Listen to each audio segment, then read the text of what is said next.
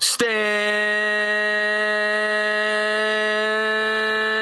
up, New York Knicks fans. I am super excited. I've got Sim from Nothing But Knicks back on the channel. What's going on with you, my friends and family? What's going on, Sim, man? Glad to have you back on the channel. Late night stream. We're going to do this for about an hour, hour and a half tonight. We're going to take some callers in a couple of minutes because it's going to probably about an hour and 15 minutes, hour or so. But I just wanted to get this show started. I'm just super excited to have you back on. I want to start doing this more regularly. So what's going on, Sim? I'm good, man. I spent the day with my son and his fiance. As I like I was telling you earlier. They're getting ready to have their second baby.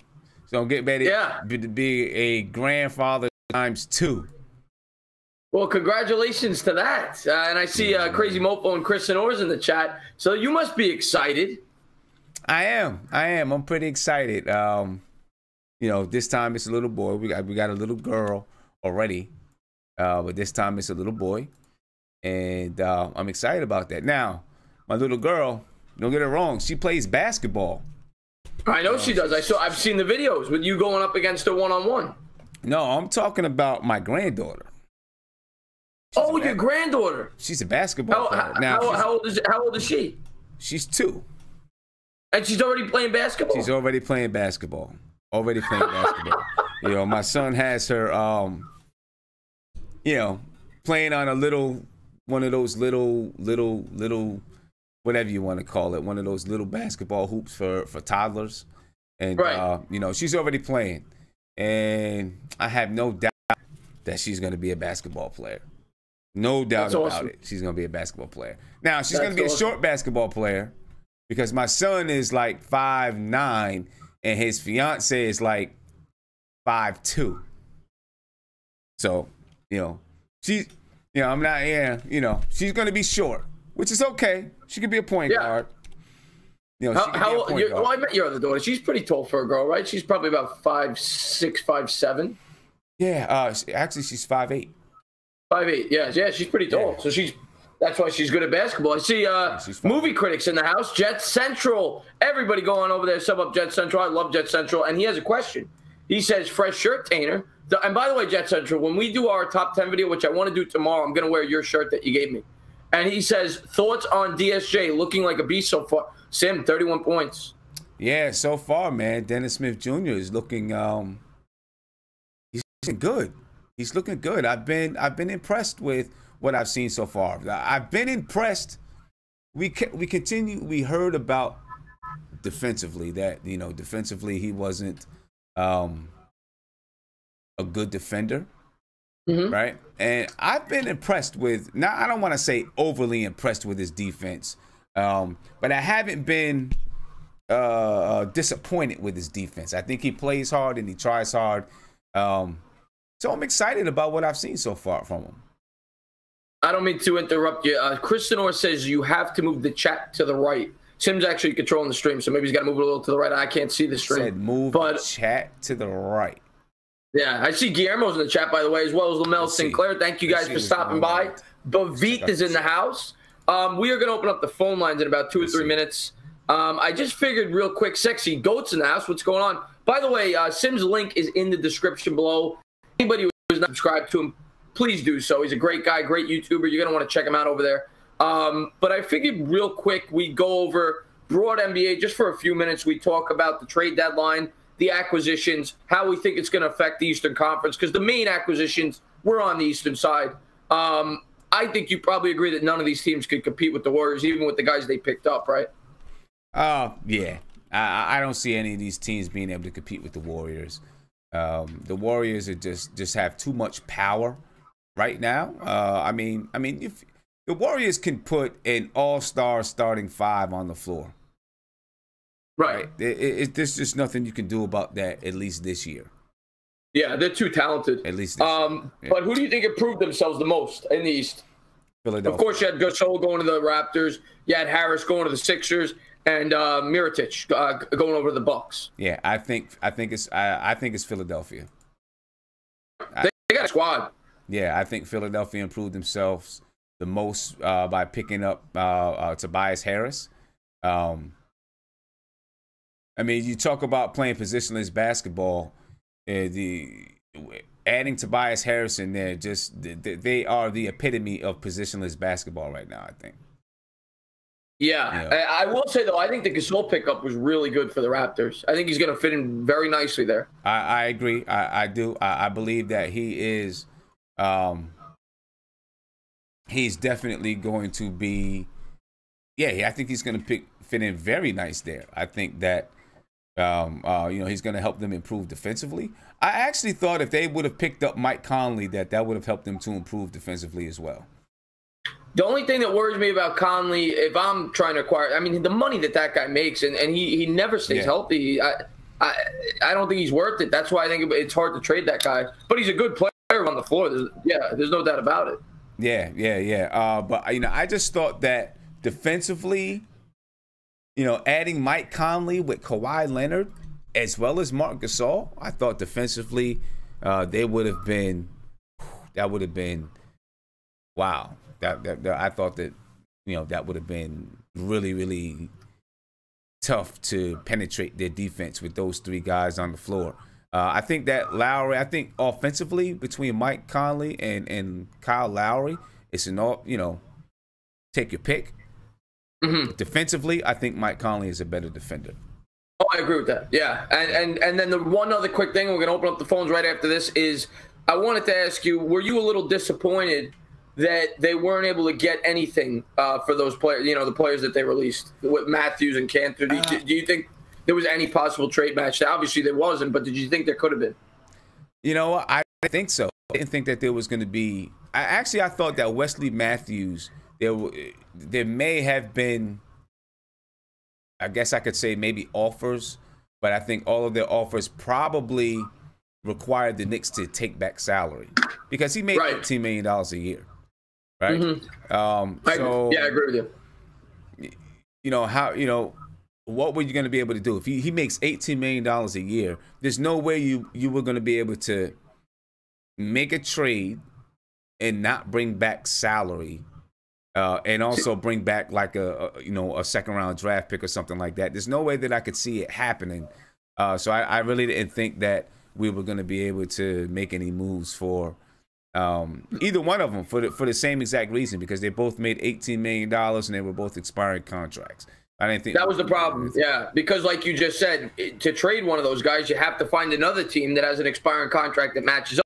Because if you trade him for a guy that has 2 or 3 years on a similar contract, it defeats the purpose. Yeah, exactly.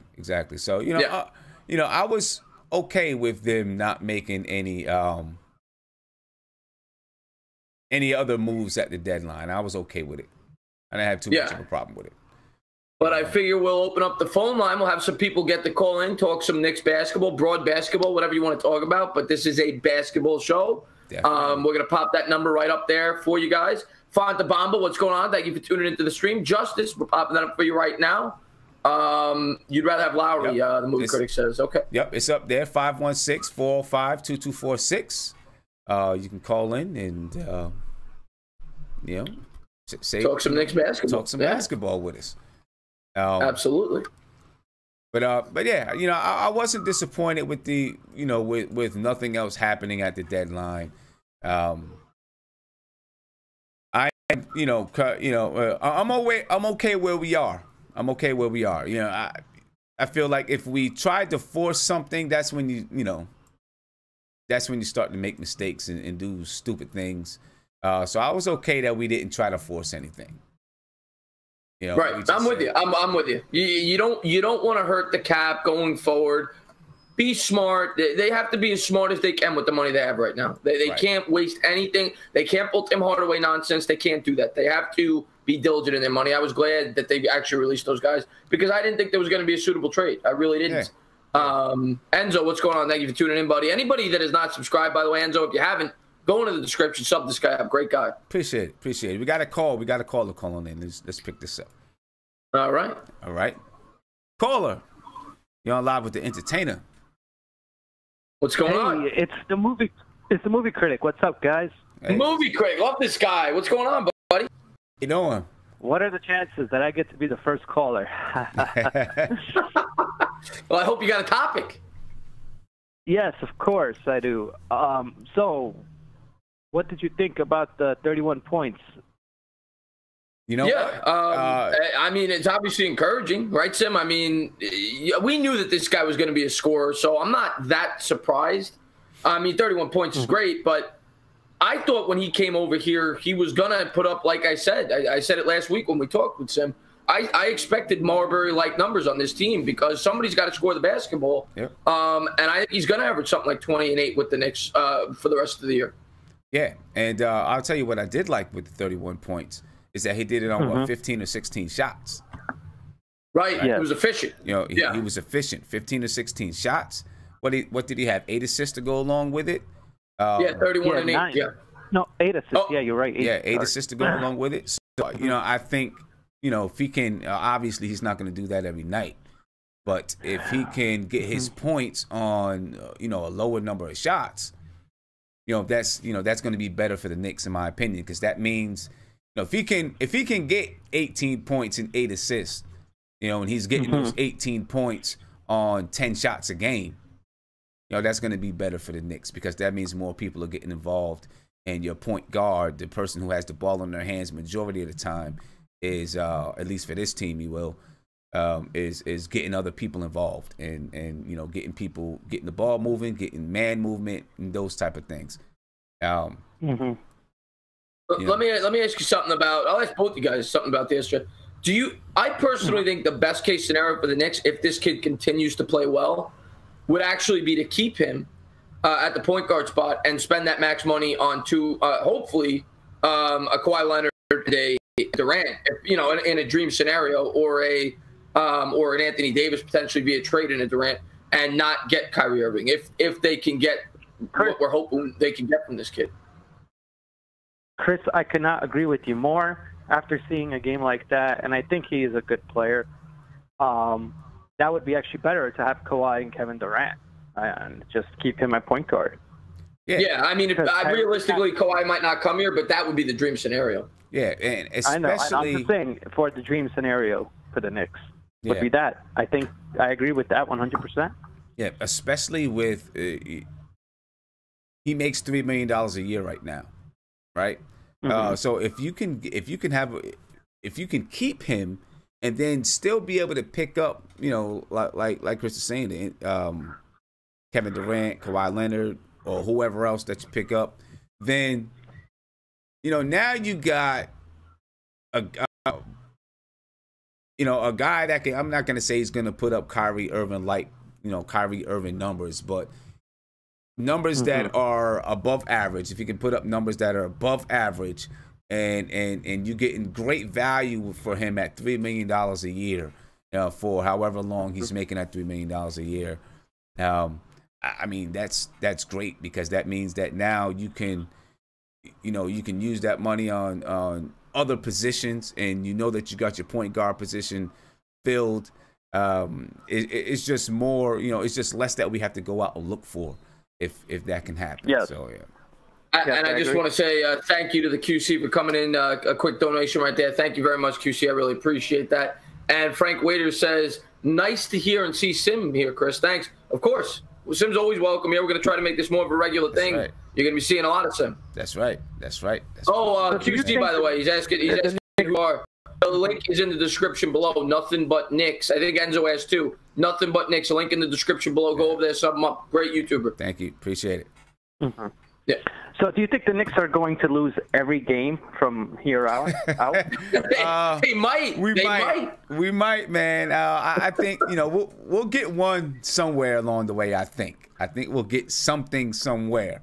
But we could. I mean, geez. It's been 16 in a row now, Sam. 16 in a row, man. We're going for the record. We're going for the record tomorrow night. What is that? That's the Knicks record. That's not the NBA record, the right? Knicks record. The Knicks record is 16. No. The Knicks record is 16. If we lose tomorrow, I think we break the Knicks record. So, nice. But the sad thing about all of this is we could lose every game from here to eternity, and we still only have a 14% chance. Exactly. Yeah. And it's only a 50% chance that we stay in the top 3. Yeah. So. Yeah. Yeah, so Zion Williamson. He's looking like the best player in the draft. Oh, Zion Williamson's a beast. Yeah. Zion Williamson is. I think he's a freak of an athlete. Some people say that they're not sold on. I don't see what you're not sold on. The guy is a specimen. The only thing I worry about, I guess, is a potential injury because of his weight, but he's unbelievable. He is. He's I mean, he's a tremendous athlete. He's got speed. He's got power. People worry about his, the jump shot ability right now, but his form isn't broken. No, right? and we said this last week. There's so many examples I could give you where a big man came into the league and improved his jump shot. Blake Griffin and Amari Stoudemire, first two names off the top of my head. Exactly. And Sentinel asked us, did we think the Knicks were going to be this bad? No, I didn't. I didn't think they were going to be this bad. Not at all. Yeah. Not at all. Because Tim and I talked before the season started. We both said we thought Knox was going to be in contention for the and Justice, you're on hold probably. There's a hold feature. But we both said that he was going to be in contention for Rookie of the Year. We both thought Knox would average 17 points a game. And he hasn't done that. It's not just him. There's been oh, my God, Swisher House, thank you so much for the super chat. He says, showing support to my fellow Italians. Go fast. Thank you so much, Swisher House. And do me a favor, Swisher House, if you want to show even more support, go into the link in the description and sub up my man, Sim from Nothing But Knicks. I appreciate that. Thank you very much. But yes, Sim, I'll let you and Movie Critic, I'm curious to see your thoughts on that. Did you expect – well, you just said you didn't expect him to be this bad. I mean, this is bad. I didn't expect him to be this bad at all. Not, No, I didn't expect them to be this bad at all either. I was really surprised. Yeah. Yeah, I had a question about Kevin Durant, though. Do you see what's going on with him in the media lately? Yeah. Yeah. What is your thoughts on that? And do you think that's because he wants to come to New York, or? Well, I think that's just Kevin Durant, though. He doesn't like the media at all, and I think that's that's what Kevin Durant does. And look, if anywhere in the back of his mind, anywhere he knows that if he knows right now that he's coming to the Knicks, he's not going to come out and say it, right? Yeah. And he'll say whatever he has to say to deny it, which makes sense. That's what he should do. That's what he should do. So, yeah, I really wouldn't read anything in it. I've seen some people say, "Oh, this definitely means that he's coming," and some people say, "Oh, look what he said. He's not going." I don't think it means anything. And I think Chase Shannon in the chat must be drinking something. He said, "You think the Knicks will make the playoffs this year?" Hey, Chase. That has to be a troll Chase, question. if the Knicks make the Chase, do me a favor. Put the booze down. Yeah. Put the booze down because no, they have zero chance to make the playoffs. Yeah. Chase, I tell you what, if the Knicks, and this is on record, you can go back and see this video anytime. If the Knicks make the playoffs, I will buy you a jersey for every Knick that's on the team. I will buy you a jersey of every Knick that's on the team this year if the Knicks make the playoffs. Guaranteed. So. Yeah. But we're going to let you go, buddy, because I'm sure there's a couple more people who want to call in. But thank you so much for calling, buddy. Of course, man. Love the videos. Please watch my videos and subscribe if you haven't. Anybody in the chat. And I'm definitely going to. Absolutely. We'll do it. Yeah, so keep up the good work, and love talking to you guys. And take care. Appreciate the support, man. Afghanistan, thanks for doing that, buddy. Yeah, one thing that does bother me a little bit. Not really. Well, yeah, I guess bothers me. Fizdale again with Dennis Smith Jr. Is just like, we're gonna let you go ahead and go out there and just do what you do, and we'll work out the kinks later. You know what? I get that. I really do get it, but I would like to see some boundaries set for him because is he ready to be that kind of point guard where you can just say, here is yours. You don't need any instruction. There are some point guards that are like that, right? Right. Right. I don't think that he's that kind of point guard. So far, so good. I guess we'll just have to see where else it goes. I just want to see some more structure from Fizdale. That's one thing that I'm the same as you. People are hearing this. I get bashed when I say this sometimes when I've gone on live streams. Maybe I said it a little too early in the season. I have not been happy with Fizdale year one. I'm not saying fire the guy, but I've been disappointed with Fizdale year one. I have. I agree with you. I have been, and Fizdale is I wanted Fizdale. Right, so did I. That's who I like Fizdale. I was happy with the hire. Fizdale, but I haven't been totally happy with everything that's happened this year so far. You know what I mean? I feel like. Thank you so much, Movie Critic. I never want to miss those. Thank you so much, Movie Critic. He says, thanks for taking my call. Love the show. Please Knicks get from your lips to God's ears. From your lips to God's ears. I feel like with Enes Kanter, I feel like he should have stepped in just a lot earlier when he was, when he started doing things, all of his antics and all that kind of stuff on social media. I feel like he could have stepped in.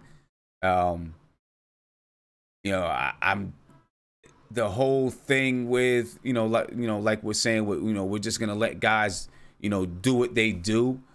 I feel like it was a big mistake. And then halfway through the season, I feel like when I watch this team play, it's almost like you're watching guys go out to the park and play basketball. There's no structure on offense. It's annoying, really, watching it. It doesn't seem like anyone on this team is growing. Yeah, I agree. And then, in the second half of the season, he wants to try to reel people in, right, and have more stability, have a little more control, give them roles. Well, at this point, I think it's a little bit too late. I think it's a little bit too late to do it at that point. So I'm disappointed in him in those areas. I feel like he's a little bit too chummy with some guys. Yeah, well, Tim Hardaway, you always said that. I know that you never liked how he never. Obviously, you don't got to worry about that anymore. But you used to. I remember that, and you were right. Yeah, he would come down on a lot of players, but he picked his favorites. Yeah. And the one thing that I'll say now is, looking at the team now, I think he'll be able to coach these guys a little bit better, right? Because you don't have, Tim Hardaway. You don't have to teach an old dog new tricks. Yep, you don't have to teach old guys new tricks. You don't have the, for whatever reason, Tim Hardaway with this team has had some kind of cachet, right? So you don't have that guy now. You have all young guys that you can mold. You know what I'm saying?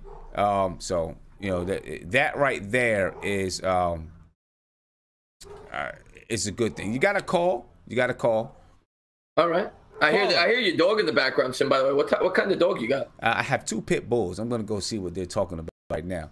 I'll be right back. But go ahead. You got a caller. Okay. I just want to say thank you to Bobby for the super chat. He says, hey, Sim, we still on top. Keep up the great work, fellas. Love the show. We love you, Bobby. Thank you very much. And go ahead. You're on live. Which Bobby is it? Bobby Woodruff or Bobby Montega or whatever? Bobby Montega, and this is Chris and Orr, I think. And before you talk, I just want to say hello to a couple more people that popped in. I see Sean McCabe. Delano's in. I love Delano. GC's in, and he says, knocks get worse and worse. Well, Mitchell Robinson improves daily. Yeah, Mitchell Robinson, I think I knew it was going to take him probably about 50 games to really even to start to show, like, real steps, because the guy didn't play at all last year. He's still a project, but I do like Mitch's upside. But go ahead. What's going on, buddy? Oh, nothing, I'm just here. I was just watching, the AAF games or whatever the frick it's called. Yeah, well, for that game I streamed today was horrible, but I know you're a Suns you're a Suns fan, right? Suns, Bulls, and Raptors.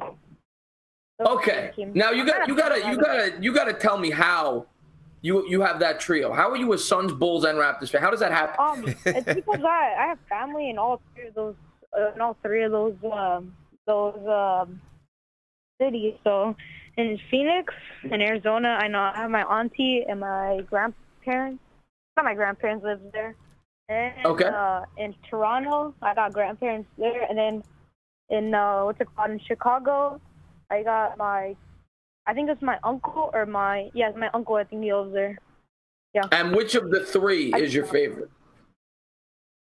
Right now it's Raptors. I mean, they're winning, but I was going for the Raptors before the season ended. Well, that's not the way it works, Chris. That's not the way it works, Chris. That's being a fair weather fan. No. Ever since they got Kawhi Leonard, I'm a Kawhi Leonard man. I'm from San Diego. I've met him before here at a SDSU SDSU game. So, I like Kawhi Leonard. I didn't like him when he was in the Spurs because that management he was around was terrible.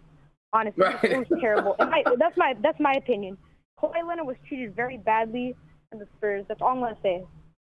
He was treated very badly at the Spurs. I think they didn't have that much trust in him, honestly. Yeah, I don't know the whole story with the Spurs, but I know the media painted it that he was sitting out, right, Sim? Like he didn't. A lot of people thought he could have played last year.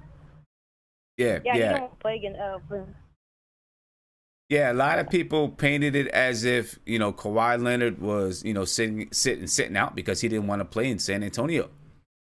Right. He had a problem with Greg Popovich, didn't want to play in San Antonio, whatever. I guess we'll never know if that was truly the case, but I honestly think he did have a problem.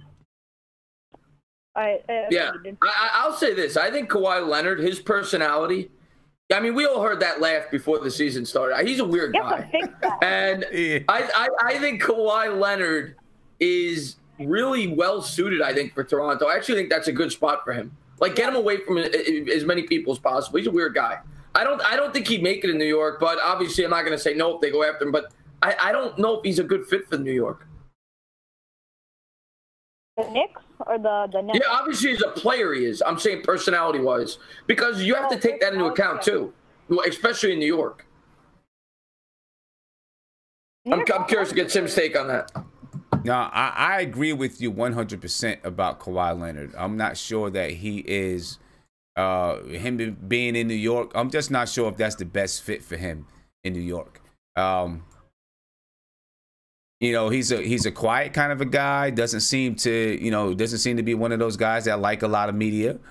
And of course in New York there's media. It's media city, right? It doesn't seem like a place that he'd want to come to. Yeah, I don't know if it works well. I don't know if it works for him in New York. I can't see it. For that fact, they say he wants to be in LA. I don't know if it works for him in LA either. LA is very high profile, maybe even more high profile than the Knicks because they've actually been good, right? And they have. I think he's in the perfect spot. I really do. Yeah. I could see him staying with Toronto. Places like Toronto, San Antonio, Denver, places like that, where it's not really, the smaller cities. They're quiet. Say that again. Sorry. They're quiet places. They haven't won a championship in a long time. I think have the Raptors even won?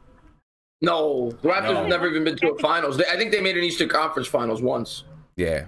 Yeah, the Eastern Conference, and they lost like the Bulls. Yeah, they've never. No, they didn't lose to the Bulls. I don't remember who they lost to, but they've made an Eastern Conference Finals. They've never made an NBA Finals. Yeah. Yeah, but I'm not sure who they lost to. Yeah, I don't remember off the top of my head. I remember one year they lost to Iverson in the second round. I remember that in 7. But I'm pretty sure they made the Eastern Conference Finals one year, but I could be wrong on that. Yeah. But anything else, Chris, before we take the next caller? I just want to know, do you think the KP trade could come back to haunt the Knicks? I can't answer that question for at least a year. You got to give me till the end of the summer at least before I can answer that question. I think it's going to be in the eye of the beholder at the end of the summer, in my opinion. It's going to be in the eye of the beholder. If the Knicks do not manage to pull in one big player, and let's say if they totally strike out, then there's going to be a lot of people that say it was all for naught. It was, the whole trade was a bust. Some people, including myself, if they don't pull in a big player, are going to say, okay, well, hopefully we have, a good draft pick. We have cap space. Let's be smart with the cap space. Now we can really, fully, truly go into a rebuilding mode. Because even though we had, this year was supposed to be our true rebuilding mode, we never started from rock bottom. We never started from ground zero. And this is exactly where we are right now at this moment. we are at ground zero. Because even with Kristaps Porzingis here, Porzingis was still I don't want to say leftover, but, he was still, he came in when things were at its almost at its worst, right? He had, Carmelo was here, and then Phil Jackson traded for Derrick Rose and signed Joakim Noah and tried to patch together a super team, like Derrick Rose said, and obviously it all fell apart. And then you had the whole Carmelo Anthony and Phil Jackson thing, and KP was witness and part of all of it, right? Yeah, and in the NBA, and you're absolutely right about everything you said. And in the NBA, I think a lot of teams actually, as crazy as this may sound, a lot of teams wish they were in the position that the Knicks are in right now. Yeah. Because in the NBA, cap space and early draft picks is everything. Yep. And the Knicks have an opportunity to really build this team up quickly if the right things fall in place. And we'll see. I'm getting depressed reading the chat because New York Mets, New York Giants says no stars should come here. It'll be a disaster like always. I mean, hopefully not. Hopefully not. Yeah, but yeah, we haven't been in this position. Even at the beginning of this year, it seemed like we were in that position. But with KP here, it kind of that last leg of everything that happened with Carmelo and all that kind of stuff, and Phil Jackson. You still have, I guess you still have some of it left over. Now you're at ground zero with basically new players all across the board. I can't think of anyone who's really a leftover from when Phil Jackson and those guys were here. Courtney Lee, I don't think there is. The last one. I don't think there is. Yeah, they're all gone. They're all gone. Right. When Ntilikina started, there was he had Jeff Hornacek. But there was that's when the new regime came in when Ntilikina started. So all those guys are gone. You got new guys here. You got cap space. You got picks. You're really at ground zero where you can build, and it can happen quickly. Even if it doesn't happen this summer, it could still happen next summer, because there is no guarantee. Looking at Anthony Davis, let's say he does go to Boston, or let's say he doesn't make it his way to LA. He may not sign an extension with one of those teams. And so then he'd be a free agent in 2020. Right? So if you don't, and I don't know, I'm not sure, but has Giannis, I don't believe Giannis has signed any kind of an extension. He may be a free agent in 2020, if I'm correct, right?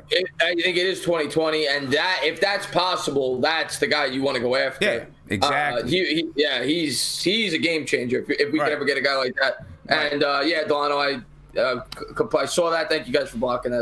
That guy's a disgrace. But we're gonna let you go, Chris. We're gonna take the next caller. Thank you for calling in, buddy. Appreciate it, Chris. Thank you. All right, peace out. All right, my man.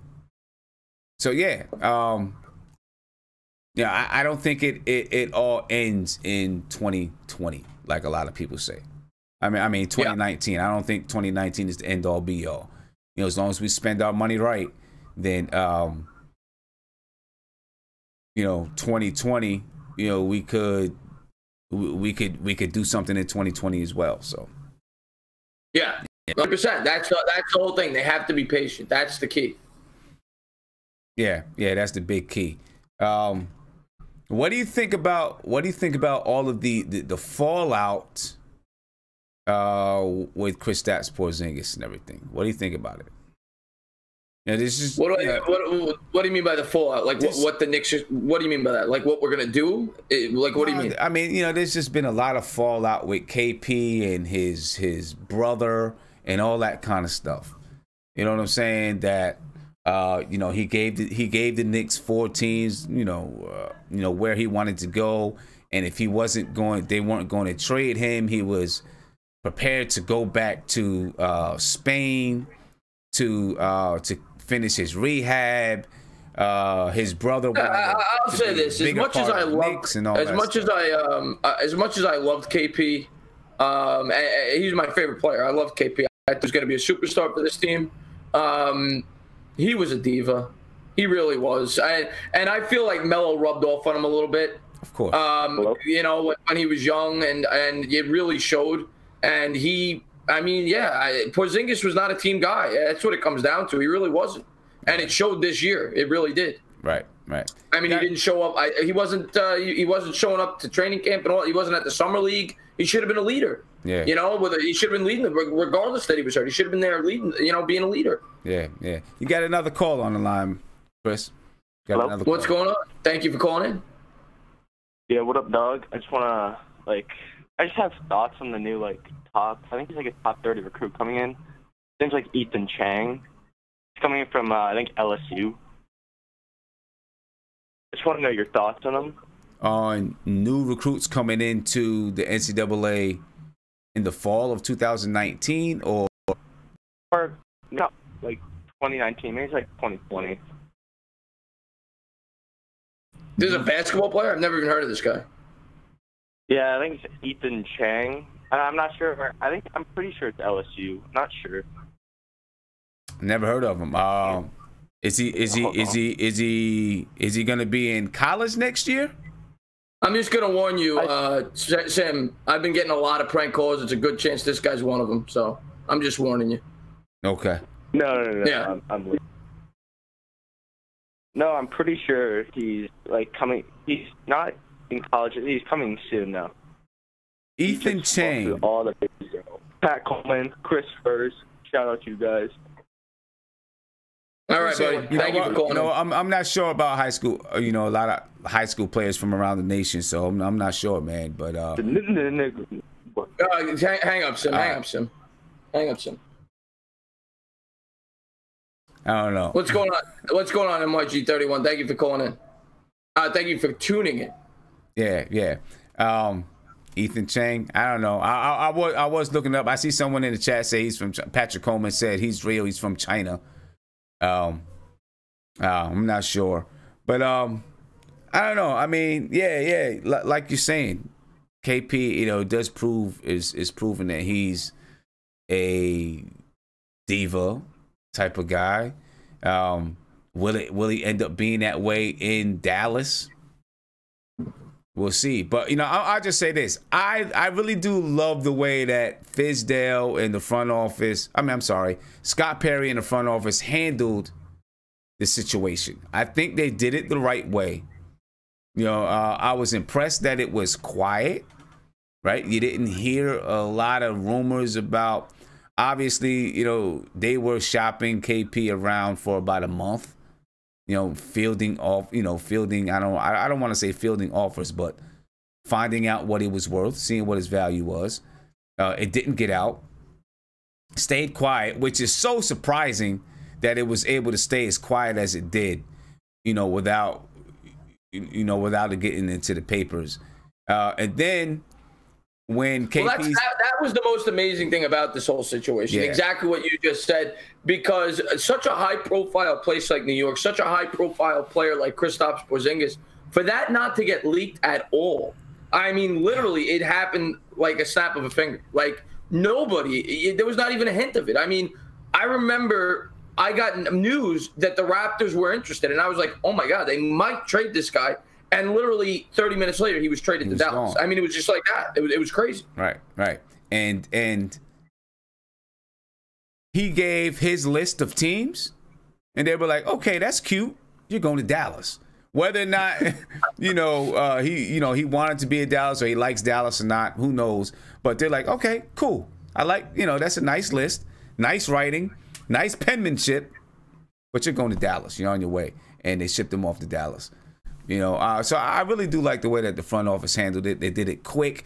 They didn't let, stuff get out there, because the longer that it would have lasted, more and more things would have came out into the media and his value would have continued to diminish. And now an article came out, I think yesterday in the Post, to say that his value around the league had dropped because people were hearing about his brother. The league for the last year has known that his brother how much his brother is involved.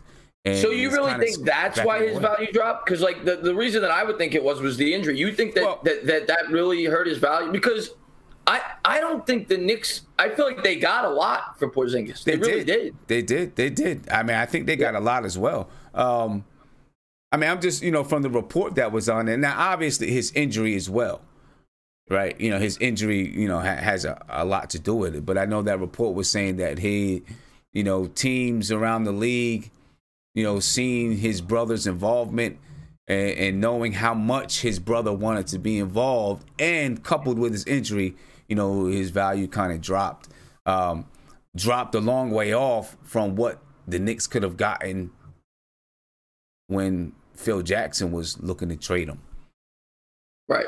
Yeah. Oh, yeah. I mean, there was a rumor. I remember during the draft, what was it?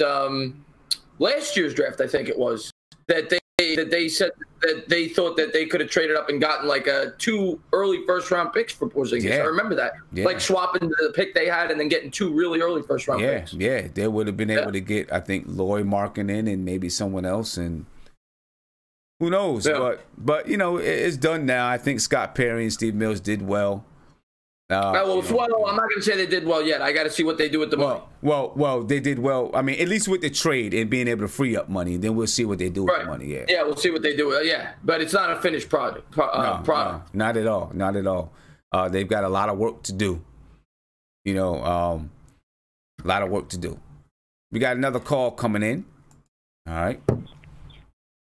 Caller, you're on live with the entertainer. How you feeling tonight? Good. How are you? Good. Who we talking to? So what do you think of Dennis Smith Jr.? Well, I don't know if you've been listening. You were listening earlier in the show, but I think for myself, I feel good about him. It's still up in the air, but I think that offensively, obviously he's going to be able to score. He's probably going to average 20 a game for us. And defensively, so far he's been decent. I'm not going to say he's like impressed where I'm like, oh wow, he's a lockdown defender, but he's been decent. And that's all we need is for him to be average defender, I think. You don't need him to be a superstar defender. But if he's an average defender and he can score the ball, get the ball, in the spots where it needs to be, then it's good. Yeah, I like Dennis Smith Jr. too. I don't know if he's going to be – I don't know, like Sim said, I don't know if I'm sold on him being the everyday starting point guard for the 5 or 6 years, but I do think he has upside. I'll say he could be what Stephon Marbury was. I do believe he could be that type of point guard. Like a 19 and 8 guy, but he has to improve his defense. He definitely has to improve his defense. He's still very young, so I do like the piece the Knicks got. I was never a huge fan of DSJ, to be honest, Sim. I was glad that the Knicks didn't draft him. I wasn't happy with Ntilikina, to be honest, because I thought that the Knicks took Ntilikina, I'm being dead honest, because of the system, not because of the player. They thought that he fit the triangle offense, and I think that the Knicks honestly they took him ahead of players that they might have felt were more talented, but they thought that he fit the triangle offense better. Mm-hmm. But yeah. I didn't want DSJ either coming out of college. Yeah, yep. Coming out of college, I was happy with any 3 because I read about how much they liked Donovan Mitchell. They were really high on Donovan Mitchell. How much what they felt about Frank Ntilikina and his upside coming into the league and his length, his defense's length, knowing it was going to be a project. And then Dennis Smith Jr., I don't know how much, like there was just, I guess they were kind of split in the front office about Dennis Smith Jr. I was nervous about Dennis Smith Jr. because we just came off of Derrick Rose, and of course I was worried about his knee injuries and all that kind of stuff. Although I did see him play and I was impressed with his talent, I was nervous about the knee injuries and those type of things. So I was okay with Frank Ntilikina. I wanted Frank Ntilikina. I seen Donovan Mitchell Donovan Mitchell, nobody knew was going to be as good as he was. Nobody knew he was going to be as good as he was. I don't remember who I wanted. I wasn't in love with anybody in that draft with that pick. I really wasn't. With Donovan Mitchell, I felt like, I believe I like length. I like to have length. I think it really does help you defensively. And I feel like that's the way that the league, will be going in the next 5 to 6 years. You'll see a lot of longer guards and longer centers that can handle the basketball, like Giannis and Kevin Durant and those type of guys. So I felt like, getting this kid could have set us up for the future and being able to compete in a league that's going to be longer. Now we got both of them, and we'll see how it's going to work out. Still don't know where Ntilikina fits, really. You know what I'm saying? And what he's going to become in the NBA. But you got both of them now. I mean, obviously, if this didn't happen with KP, you wouldn't have both of them. But you got both of them now. And I'm anxious to see how they're going to fit, Frank Ntilikina and Dennis Smith Jr., how they're going to fit next to each other on the floor. We'll see that sometime this season, I guess. Yeah. And anything else you want to ask us, Kohler? Can I just give a shout out to my friend Ethan Chang? Yeah, it seems to be a lot of prank calls tonight, Sim. But you go hang up on him. I don't want to say him to say anything stupid. So go ahead and hang up on him. Boy. Yeah, no, because I've had a lot of callers on my call-in show calling and saying derogatory things. I don't want that on the show. I feel you. One thing, Kenny Anderson tweeted something out today, and this goes for. It's something that I've been saying for a while about the way that the league is going today and players being drafted younger and younger. I guess it can't go it can't go too young, but players being drafted younger with less skill. Right. There's a lot of players that you're going to see teams giving up on.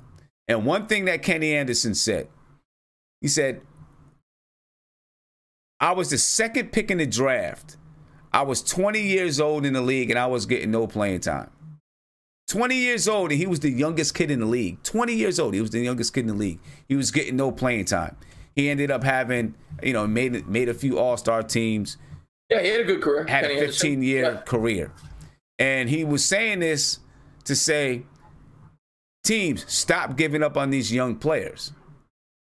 You're right, and that's why I think part of me thinks, I know that they ban people from coming out of high school and they make them play 1 year in college, but part of me thinks they should make it 2 years or maybe 1 year in college and 1 year in the G League.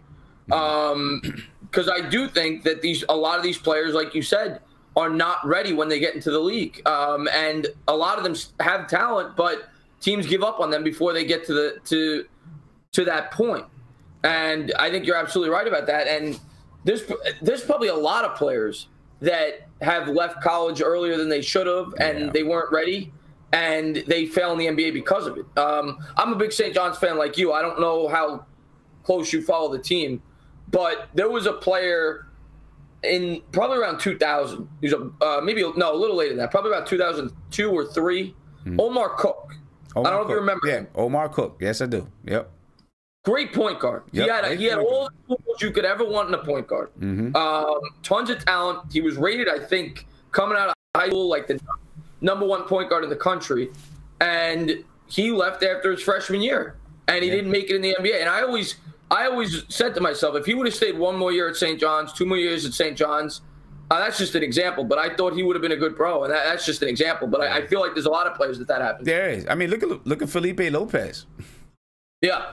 Yeah, right? There's another one. Felipe Lopez was like the first LeBron James as far as coming out of, I mean, he was he came from Rice, right? Everyone was glad he stayed home and went to St. John's, but he was so ballyhooed coming out of high school, and he could have went straight to the NBA. He didn't decide to go to St. John's. Then when he got in the league, he never panned out. Never panned out. And we go down a list with St. John's players. I give you Eric Barkley. It's the same thing. Right.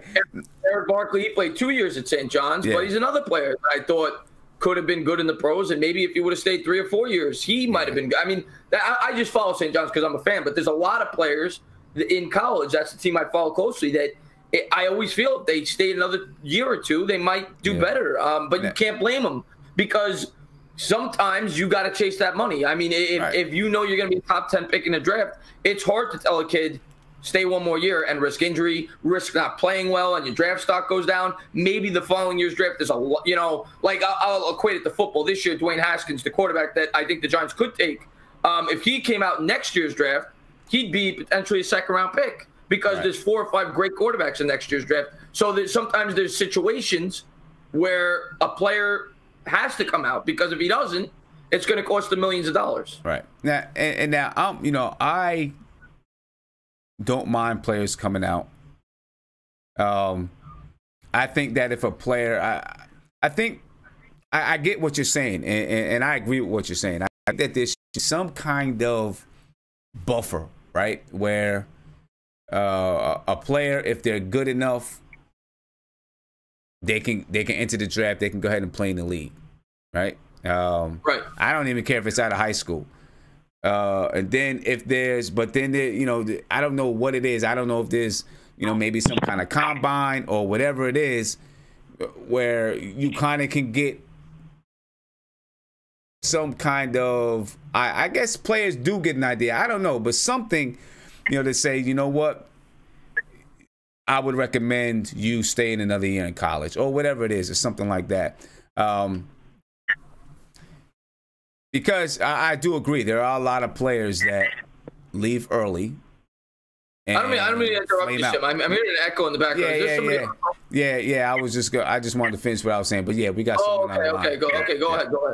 Yeah, but let's get on the line. Caller, who we speaking with? Tim? Who's this? What's going on? Can't hear you. This is Guillermo. Oh, Guillermo. Guillermo's the best. What's going on, buddy? What's going on, man? Yeah, I don't have anything planned. So hopefully you guys can hear me. So I don't know if you guys saw today, man. Yeah, I hear you now. You hear me now? I don't know if you guys saw what happened today with Kyrie Irving with the knee sprain. No, and I didn't see. I think that puts a wrinkle into our all-season plans that we have to think about because that knee, man. The Knicks have a propensity to acquire guys who are just about to hit that injury bug. So I just want to put out there what you guys would do. Would you guys still give Kyrie the max or try to go for something less than a max? Or would you keep DSJ and have him as the point guard of the future? Or would you draft Ja Morant, who I think is a phenomenal talent coming into the draft this year?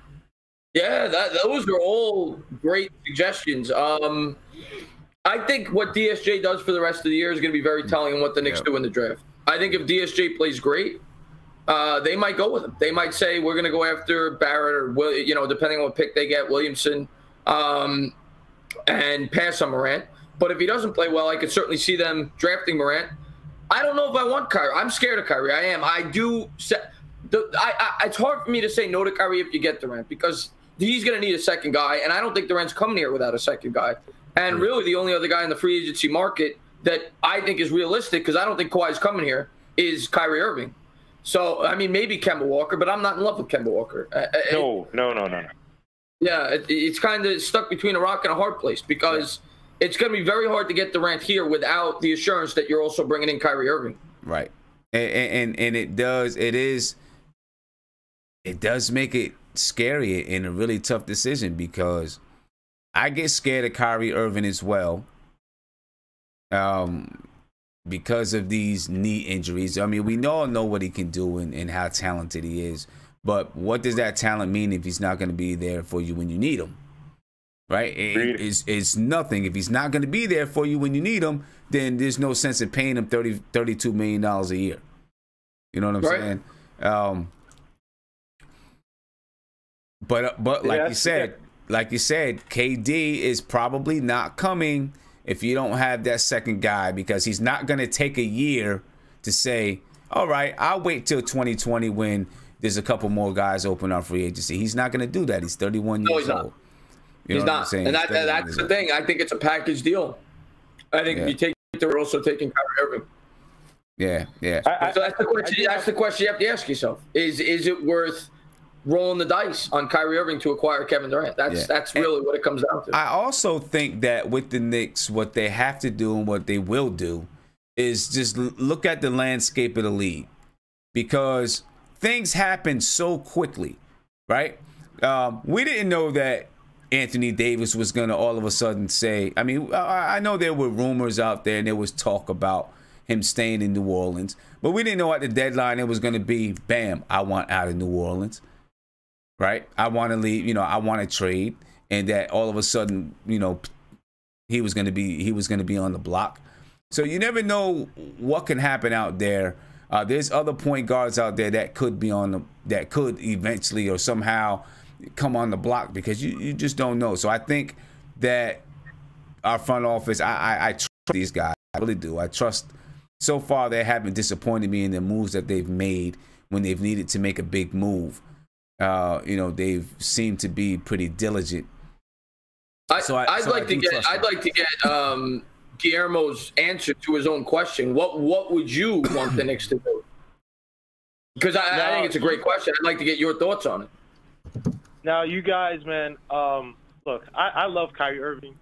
He's one of my favorite point guards. I love watching him play, man. I think he's one of the last of the Mohicans kind of clutch players who he lives up to the moment. The Jordans, those type of guys who they relish that. But that knee thing is really scaring me, and he's getting a year older, and he's going to be used a lot in this playoffs. I mean, the Celtics is trying to make a deep run, so that's just more wear and tear. My thing is that I would probably go after Ja Morant, and here's why. Because I think I like DSJ. Don't get me wrong, but he also had 2 knee injuries as well. He's relatively healthy, but he's a guy that he needs to be motivated.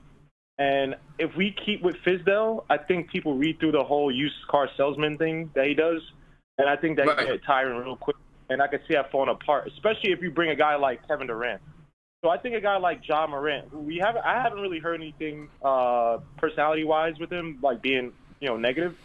Also, you have him on a cheap, relatively cheap rookie deal, compared to if you're giving a max to Kyrie. The kid is athletic. His only 2 qualms is that defensively he's a little undisciplined, and he has to develop his shot, which we're already trying to do with DSJ on both the shot and the defense. So that's why I bring him in. Another reason why I bring him in is because I actually go hard after Kawhi. I disagree to entertain that. You said that he wouldn't be. When I say that, I might have said that wrong. I just don't, and I know somebody in the chat actually, and I wasn't aware of this. Somebody in that just said that Kyrie said he's impressed with how they're still selling out the Garden, being as horrible as they are. So I guess he's saying kind things about New York, but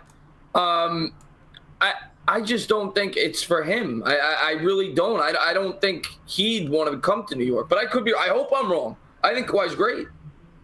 Well, remember, Kawhi was going to go to L.A. until LeBron came and ruined that off him. That's why he bought the house in Cali. He still might be going to Clippers. I think with Kawhi, it's weird because I think his attitude is perfect to counter the New York media.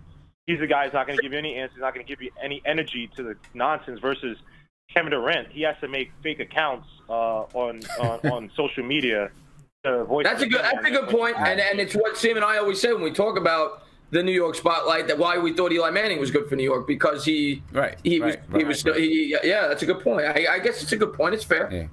Well, I mean, I guess we'll see. I mean, my question with Kawhi is, I mean, I kind of agree with you, Guillermo, that his personality would maybe kind of offset.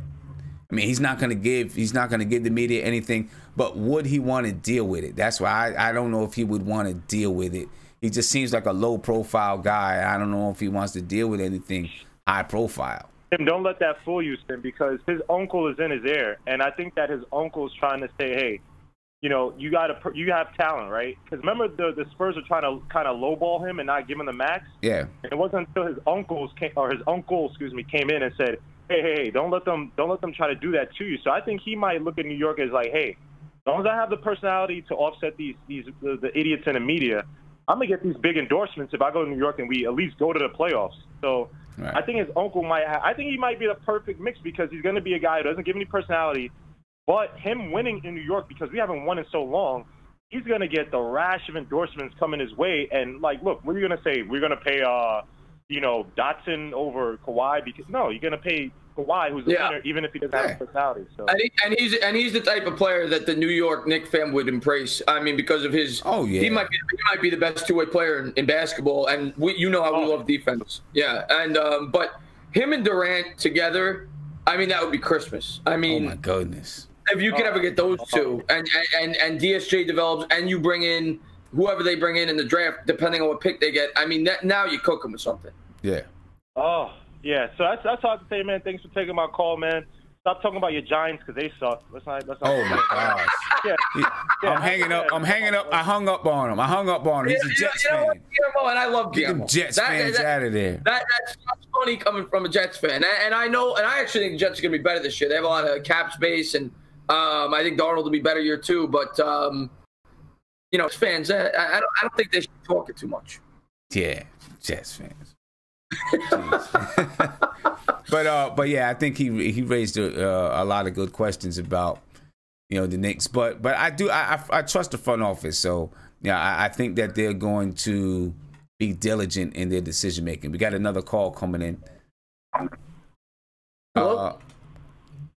Hello. Who we speaking with? You're on live with the entertainer. Hey, I'm Gary. I was just Sam, I think it's a prank call.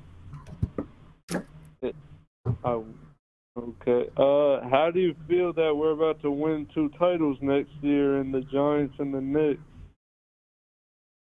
Yeah, Sam, hang up the phone. Hang up the phone. Hang up. I'm not dealing with this nonsense. I mean, they're trying to get a rise out of me. I'm not going to give them a rise, but I don't want to deal with that nonsense on this show. Jeez. These guys. Yeah. It's a whole group of like little, they're all friends. They called in like the last couple of shows, calling in with prank calls. I thought they went away, but they're still here acting like stupid idiots. Uh-huh. Yeah, it is what it is. But Redskins 24/7, what's going on, my man? Thank you for tuning in to the stream. Troy Fletz here. What's up, buddy? Yeah. Do you trust the front office, Chris? Do I trust the Knicks front office? More than I did in the past. As a pairing, they haven't done anything to date. Now, of course, Hardaway, but they weren't paired up when it happened. But as a pairing, they haven't done anything to date that I could really get upset about. The Porzingis trade I was upset about at first when it happened. But I can't. I don't know. I can't be upset. To date, I can't say anything negative about him. I mean, I can't really say much positive about him either. They haven't done anything that's blown me out of the water. I mean, the Porzingis trade is still to be judged, in my opinion. And Kevin Knox, we'll see. We can't say he's a good pick yet. Certainly can't say he's a bad pick either. Yeah. Let me ask you, what do you think about?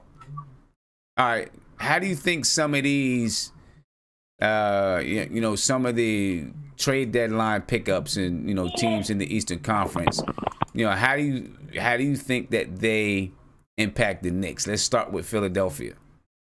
And by the way, we do have a caller on the line, so. I'll pick that caller up. Caller, you're on live with the entertainer. Hey, what's going on?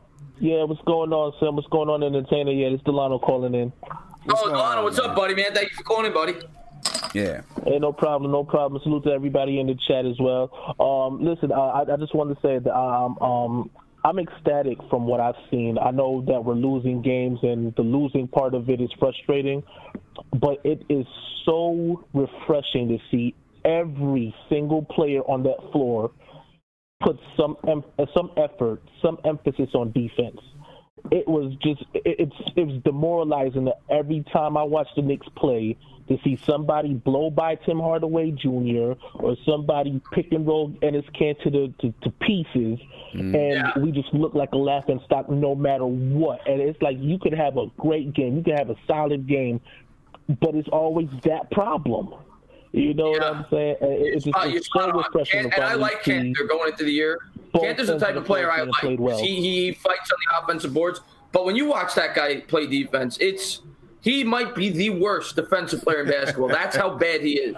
I mean, it is so tough to watch him play. And I said it when I used to stream a few Knicks games. When I stream the Knicks games, and you have to really pay attention to the game, you really notice it. And he is so bad on defense. And I'm glad he's gone. Gone. Yeah. Yeah, and plus he's a gimmick. Like all that extra stuff that he does is like look, we don't need the attention. We need focus. You want to do all that extra stuff, put all that extra emphasis, all that extra energy on playing some defense. Get a couple blocks in there. Instead of just trying to grab rebounds and thinking that's what I guess doing to solidify that you're just not a walking, Swiss cheese. You know what I mean? Right. Come on, you got to do something. Yeah. But I'm loving the play from Dennis Smith Jr. Of course, it's the honeymoon phase. So, we'll see in maybe the next 3 or 4 games what really is going to be, the most telling thing about DSJ, because I mean, he's just happy that he's out of Dallas right now, that he actually has the ball in his hands and no more Luka to dominate the ball. But I mean, he could turn into rookie season where he's dominating the ball, but he's not getting the point. He's not getting any kind of productivity, bad passes and stuff like that. That play yesterday when we was down by 3, we get the timeout, come back from the timeout, and he tries to, jack up a shot when that was easily a drive to the basket type of play. Like, you can't miss stuff like that. You know what I mean? So I'm hoping that's not, that's just a blip and not a trend that's going to happen. But overall, just the fact that they're all playing defense out there, I'm excited about it. All the stuff that we got going on, the cap space, the potential for the number 1 pick, all that stuff is great. And for me, my only thing is, and it's a question I pose to everybody usually in a situation like this, with the fact that Anthony Davis has already, put us on one of those teams that he would, sign long term for. Mm-hmm. If we did get the number 1 pick, would you be willing to take the gamble of trading that number 1 pick for Anthony Davis if it didn't cost us more than like maybe the number 1 pick and maybe a choice between either Ntilikina or Knox? Yeah, I would do it in a second, because I think at this point the Knicks, I mean, to me, once they traded KP, if you could get AD with that cap space, I think you have to do it. And especially because he only makes $25 million right now, and it gives you the dream. Obviously, it's a dream, but if they could work out almost like a Miami Heat scenario, it gives you the possibility to acquire 3 superstars. So I would do it. I would do it in a second. Yeah, I would. The thing about it is to acquire those 3. Now, if you were talking about the first round draft pick in either Kevin Knox or Frank Ntilikina, I'd do it. I mean, I do it quick, and I try to hurry up and get it done and get their ink on the paper before they think, well, maybe we need a little bit more. I'd get it done quick. But if we want to try to get Anthony Davis and have enough money for 2 more max free agents, then that means we're going to have to give up that first round draft pick. That's about $9 million. You got to give up Kevin Knox, Frank Ntilikina, maybe Dennis Smith Jr. You got to give up a group of guys so that you can match that money. Yeah, right. Or like I said, also, they could potentially a combination of those picks we also got from Dallas. Would you package that as well, or just hoping that would be enough to satisfy them? Yeah, I would give them one of them. If they're gonna be late. They're gonna be late first round picks. Yeah. We're talking about Anthony Davis here. Yes. Yeah, and I mean, Anthony. How old is Anthony Davis? 25, 26? 25 years old. 25 years old. I think I'll give him both picks. To be honest, I'll give him this year's first and those 2 picks from Dallas. Yeah. And Kevin Knox for Anthony Davis. I would. Yeah. I mean, so I guess you got to look at it. If you want to try to have 3 max free agents that includes Anthony Davis, then you got to give up a lot of players. And one caveat I'll throw in there, by the way, Sim, and Famous Jones just brought it up. There's no guarantee AD will re-sign with the Knicks. That is part of the deal. I need to know AD's staying here long term. Yeah, I'm not making that trade unless I know that. So good point there. Exactly. Yeah. He's got to. Oh that's got to be the deal. I'm not giving up anything if I'm not getting a long-term commitment. That's just suicide. No, you know, that's career suicide. You definitely asking for your job at that point. Right. So. Yeah, the thing is, if anything comes, it has to come with a long-term commitment. I think that's the problem with James Dolan, where he messed up the whole Melo situation. Donnie Walsh cleared all that cap space already. Again, the conversation that Carmelo had with Spike Lee, because you can't tamper when this is somebody else, a celebrity talking. Right. When he put that out there to Donnie Walsh that Melo's interested and wants to come to the Knicks. I think this is where I put the onus on both Melo and James Dolan. All Melo had to do was stay silent for the rest of the season. You don't want to be there, okay, fine. You frustrated losing in the round to a depleted Utah team that previous season, okay, that's fine. But James Dolan, in such a rush, the moment that Melo said he wants out, he just did all that work that Johnny Walsh did. He just went ahead and destroyed all that work. Yep. Gave up everything to get Melo, and we could have had enough money to sign not only him, but Chris Paul was interested that season and was willing to take a pay cut, but not enough where the pay cut that he took, was like $5 million left. That was crazy. I think that was just ridiculous. But that's the one thing that worries me is. That's the one thing that worries me is, yes, the general managers knew, but in that scenario with Melo, it wasn't the general manager's fault. It was the owner's fault. And the owner's still the same. And if he if he gets nervous and he says, I got to sell tickets well, obviously they're always going to sell. But if he wants to bring a competitive product at the Garden, he might say to them, listen, if you miss these guys, you need to go out. You need to get Kemba Walker. You need to get Jimmy Butler. And that's still a fear of mine. I'm not going to say that's impossible regardless who the GM is, because at the end of the day, he's the owner, and he's shown he will go above the GM in the past. Yeah, I'm a little right. I'm not as worried about it because I feel like James Dolan is tired of being known for what's happened with the Knicks.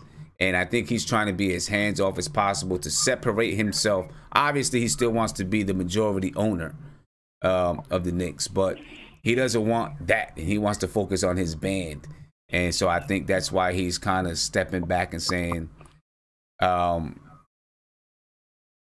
ahead, you guys do it. And the blame is going to be on you guys when if it succeeds, we all get it. If it fails, it's on you guys. I think that he's. Well, that's the way it should be. That's the way it should be. An owner should never make those decisions. That's the reason why you have a general manager. Right. So maybe you should tell that to Jerry Jones. That's why he keeps losing all these years. I mean, of course, in the past it happens. I mean, George Steinbrenner used to force the Yankees to make moves all the time. But I'm just saying, that's the way it should be. I mean, why do you have a general manager if you're not going to let him make the decisions? Exactly. Yeah. But, man, I appreciate y'all letting me talk for a little bit and everything. Of course, always go Giants, go Yanks, go St. John's, go Knicks. There we go. All right, Delano's the best. Thank you for calling in, Delano. Yeah. All right. But Sim, I know you said you had to wrap it up around this time, right? I got a couple of minutes because I wanted to ask you a couple questions about, just how some of the trades impact the Knicks. Before you do, I just want to give you one more quick plug. Christian Jones says, "Come on, guys." I don't know what he's saying, but please go into the link in the description and sub up Nothing But Knicks. Great YouTuber. I'm gonna have him on the channel as much as I can. So I just want to say sub up Sim. But go ahead, Sim. How do you feel about the 76ers? They pulled in, what's his name? Tobias Harris. Tobias Harris. That impacts the Knicks more than one way, right? Well, Harris is a free agent, right? After this year? Yeah, he's a free agent after this year. But that trade, not only is he going to be in Philadelphia, and Philadelphia has the intent on signing him, re-signing him, and trying to keep that for Jimmy Butler, Harris, Embiid, Simmons, trying to keep those guys together. But it also impacts the Knicks because And caller, give me 1 second. Give me 1 second. It also impacts the Knicks because now the Clippers have $70 million in cap space. So now the Knicks have competition. Yeah. Right? Somebody was telling me the other day there's 6 teams that now have, after everything that transpired during the deadline, there's 6 teams that now have the ability to sign 2 max players. Yeah. So there's now not every team is going to really be players, right? But the Clippers they're in LA. They'll probably be players. Maybe some people don't want to play second fiddle to LeBron, so that also comes into play. Let's get this caller because I think that it's Christopher Jones on the line, and he's trying to get through. I love Christian Jones. And by the way, I just saw Jeremy was in the chat. Love Jeremy. Thank you for tuning in, buddy. But go ahead, Christian. Hey, what's up, guys? What's up, entertainer? Love this guy. Love Christian Jones. Always reads all my videos. I always appreciate that. Tunes into my videos. What's going on, buddy? Hey, what's up, guys? What's up? Chris from Nothing But Knicks. First, let me apologize for slowing down your live stream the last time that I tried to call in. It was my first time. So again, my apologies. Oh, I didn't know. You didn't. Are you talking to me or Sim? Sim. Okay. For slowing it down. I don't know. You know what? Let me tell you what. It probably wasn't. Yeah, there are a lot of but that's not here or there. I have a quick question for y'all before y'all hang up. Okay. Okay. Sim, you guys could probably answer this question better than I can. Obviously, Zion is the wet dream for everyone here in New York. But considering we're likely to finish in the top 5 of this year's draft, who would you, as far as fits for the Knicks goes, what would your top 5 kind of big board you will hope to see the Knicks selecting come the draft? In order? In no particular order. I mean, it all depends on who we acquire in free agency. I mean, that's a huge part of it, right? But because we don't know what our team's going to look like. But if I was ranking the players right now, because the Knicks really, they don't have anybody. I mean, they got DSJ, they got a bunch of young puppies that we don't know what they're going to be. We don't know what Mitchell Robinson's going to be. We don't know what Kevin Knox is going to be. I think Knox will be good, but we don't know. So I think it's just best available player for the Knicks. And I think Zion Williamson is the best available player, in my opinion. I'd have him at 1. I'd have Barrett at 2. I'd have Morant at 3. I'd probably have Reddish at 4. And I liked Bol, but he got hurt. So I don't know if I'd have him at 5. I'd have to think about 5. But those would definitely be my top 4. And I think I'm right along with you, Chris. I think, I'm right along with you. After the top 4 or 5 people, it really does drop off. It's a top-heavy draft for sure. Yeah, unless there's something out there, it really does drop off. But a lot's going to depend on what happens the rest. Look, the Knicks are not really in position to draft for need. You need everything for the most part. Right now, like I said, we are at rock bottom. We have a clean slate. The guys that we have on the team are basically just trying out to see if they can be the long-term answer at their position. And, the Knicks got to take talent. I'm with you, but the only thing that will really bother me is, because, again, like you said, the way the team is constructed right now, it is basically nothing but babies, adding a few veterans here or there. But for me, the way I see this team being constructed, obviously a free agent is going to play a huge part of it. But I think what this team really needs is kind of more depth at the wing position. That's why obviously, Zion Williams would be the wet dream. But I'm really hoping that we land probably somewhere at 2, 3, or 4 because. To me, Reddish, RJ, and I don't know if you guys watch Texas Tech basketball games, But this kid, Jared Culver, I think would be a very, very fine pick. A very fine pick for the Knicks. Knockdown shooter, could create his own shot. Plus I think he'd be a great compliment for our potential cornerstones in Knox, Dennis Smith Jr. as well as some of the young guys, because trading away Porzingis left a big gap for us at the power forward spot. But when I look at this year's draft, I don't really see, other than Zion, I don't really see a whole lot, big time. Well, one thing I will say from everything you're saying there, Christian, I do, in the new age NBA, it is imperative. I mean, you look at all the good teams. It is imperative that you have guys that can shoot the basketball. And RJ, that's why I like RJ Barrett a lot. That's probably why I'd have him at number 2. The Knicks really do need to find, and they haven't had one. I mean, Sim, when's the last time we had a knockdown shooter? I mean, I guess you could say Carmelo was a good shooter, I guess, but Steve Novak?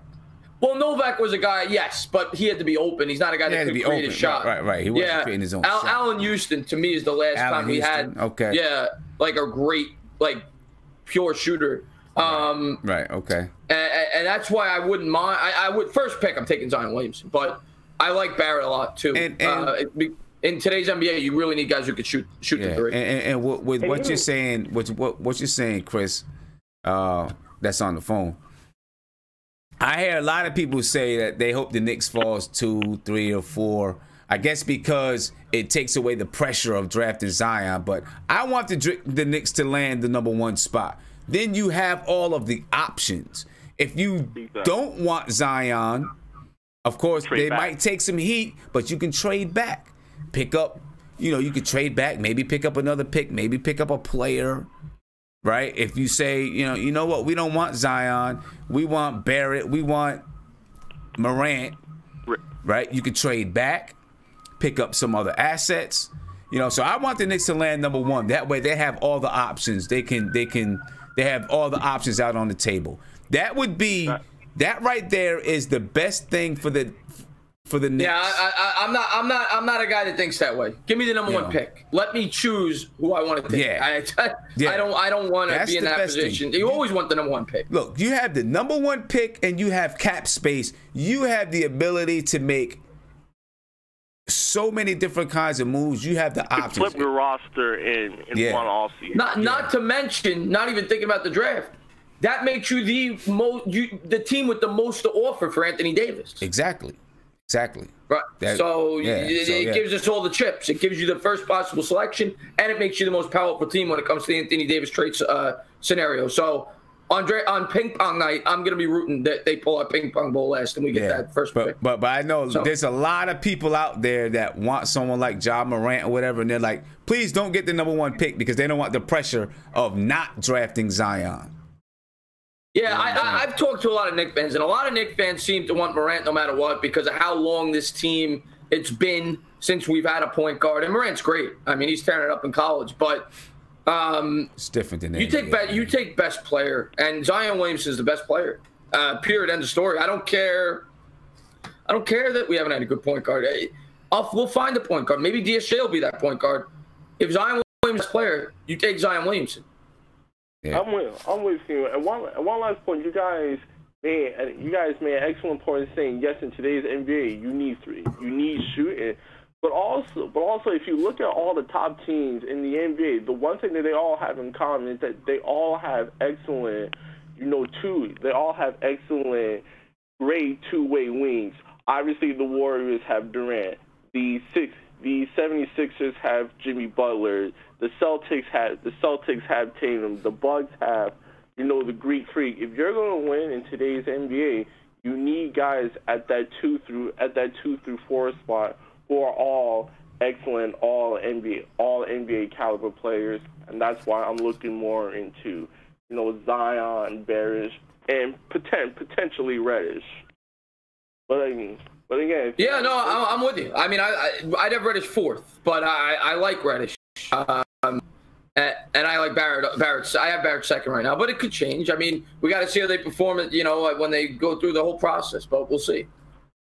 And one last question, Entertainer, are you going to be doing a live stream for March Madness?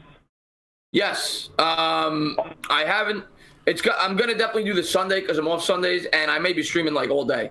I might be doing like a 10-hour stream for the second round games on that Sunday. Yeah, it might be like 12 to 12 or something like that. But it might be like a special day where I just go crazy. Yeah. I mean, you're gonna blow up off of that, Chris. You're gonna blow up off of that. And one thing I want to do, by the way, Sim, if you're interested, and we'll have to talk about it. I would love to do if I can. I don't know what day it falls on. I would love to do a live stream of the ping pong night, where I think that'd be cool to watch. I was thinking about that myself. Well, if it's gonna be on your channel, do it on your channel. I'm just saying. We'll see what happens. We could do it on both.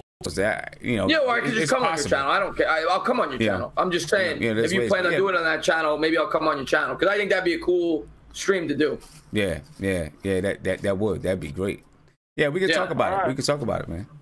Yeah. All right, but again, thanks guys for taking my call. And Sim, tell who's Mark to stop acting so crazy. Who's Mark's the best though? And by the way, I don't want to. Thank you so much for calling, Christian. Thank you for a great subscriber. And I saw a bunch of people pop in, and I interact a lot with the chat, but when I have a guest on, I talk a lot, obviously, to Sim. But I just want to say thank you to everybody who came in, Jeremy, Sleeping Angels, Z, everybody else. So I don't want you to think I'm ignoring you. Thank you for coming in. Yeah. But I like that idea. What do you know what day that is? The ping pongs? I'm not sure. I'm not sure what day it is. Have to. Man, it should be. It should be. Well, it's not. It's usually in what, April?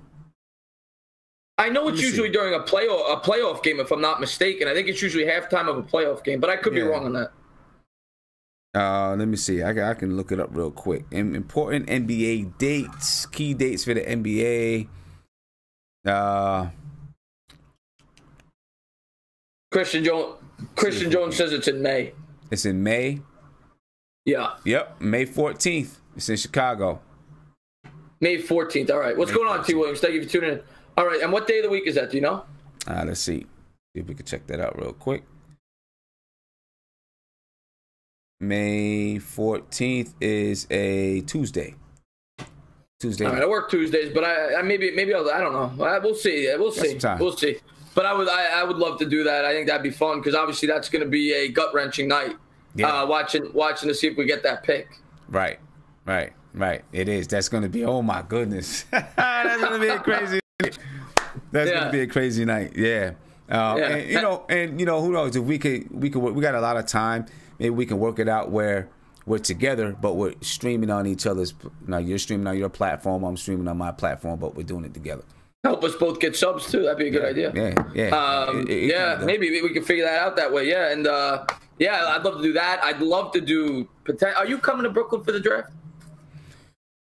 I'm not sure yet. I'm still figuring out if I want to do a draft show, just an all-day draft show, or if I want to do something at Barclays. If I'd like to do a draft show, just kind of following along with the draft, doing a draft show. But I'd also like to be at the draft. I was at the draft last year.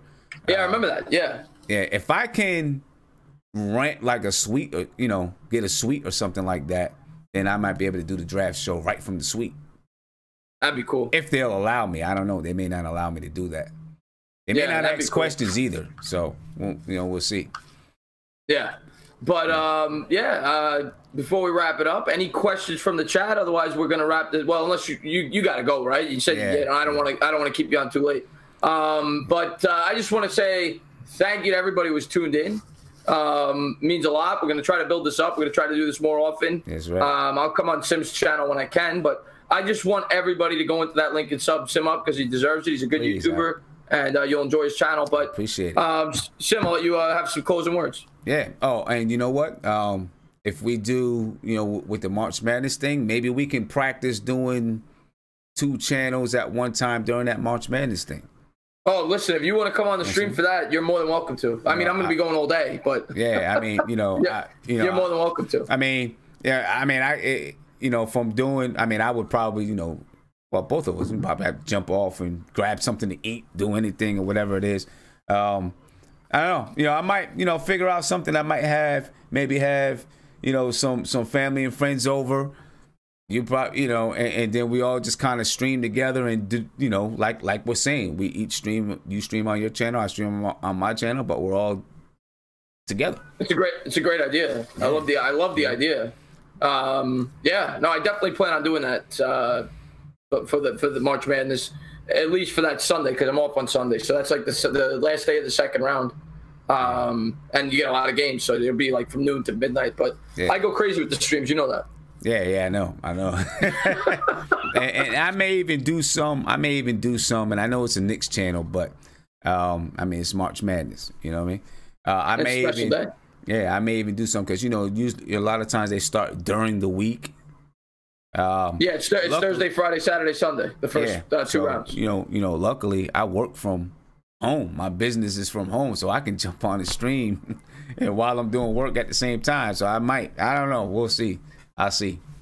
That's a good idea. Yeah, good idea. But help grow your channel a bit. Yeah, but man, closing words. I'm satisfied with where the Knicks are. You know what I mean? I know we only have 10 wins, and most casual fans will look and say, "How can you be satisfied with where the Knicks are?" But when you just got to look behind the record and see what we're set up to do. We can go either way. We can just go full out rebuild from, the babies and try to build it up. Or we can decide to go all out and bring in veterans, and we have the ability to do both. And I, as a Knicks fan, I can't remember when we've ever been in this kind of situation. So I'm excited for it. Really excited for it. I mean, since I've been watching the Knicks, and by the way, I see you, Dylan. Thank you for tuning in the stream. We're getting ready to leave, but thank you for tuning in the stream. Since I've been watching the Knicks, it's been shortcut after shortcut after shortcut. It's much like the New York Jets. Not to knock the Jets, but they've been that way for a long time, too. They always take shortcuts. And the Knicks really seem to hopefully be headed in the right direction. Yeah. With now having the tank this year, and they're probably going to get at least the top 3 or 4 pick. Now you got the cap space. You got some young players in Knox and DSJ, guys that you could hopefully have to be part of the nucleus when this team gets good. And it's just about being patient, like you said. If they miss out on the guys, you don't go and waste that money. Exactly. And if they do that, sky's the limit. That's it, man. They got to be patient, though. That's the key. That's it. But I just say one thing. Thank you for coming on the channel, Movie Critic. Thank you so much. Well, not for this show, Movie Critic, but for the other show, I do at the end. Yeah. But thank you so much for the super chat. I really do appreciate that. We are closing it out, though. Kevo, thank you for tuning in, buddy. But we are leaving. Yeah. And look, Chris, man, if there's a way we can do, each Sunday for an hour and a half, if there's not a game, if there's a Knicks game, I'm, usually doing a post game. Of course. But, the times may vary, but, I'm happy with finding a way to do it weekly, so. Yeah, we should say, we'll get something going. We'll get something going for sure. But real quick, before I leave, go on that link. Sub up Sim. He's a great YouTuber. You're going to really enjoy his channel, especially if you're a basketball fan, Knicks fan, whatever fan you are, you will like his channel. So go on over there, sub him up. But we're going to head out, guys. I hope you guys have a great night. And thank you guys for tuning in. All right. And Movie Critic, I will definitely watch your video. There you go. All right. Later.